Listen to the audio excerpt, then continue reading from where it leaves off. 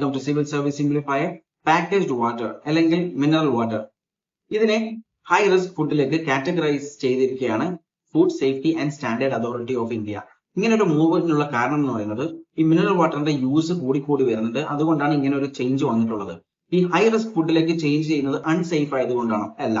ഇതിനുള്ള കാരണം എന്ന് പറയുന്നത് നമുക്ക് കുറച്ചും കൂടി സേഫ് ആണ് യൂസ് ചെയ്യാൻ വേണ്ടിയിട്ട് ഹൈ റിസ്ക് ഫുഡിലേക്ക് ഇതിനെ കാറ്റഗറൈസ് ചെയ്ത് കഴിഞ്ഞാൽ. കാരണം നമുക്കറിയാം, ഒരു സാധനത്തിന് FSSAI ലൈസൻസ് കൊടുക്കണം അല്ലെങ്കിൽ രജിസ്റ്റർ ചെയ്യണമെന്നുണ്ടെങ്കിൽ അതിന്റെ പ്രൈമറി ടെസ്റ്റ് നടക്കണം.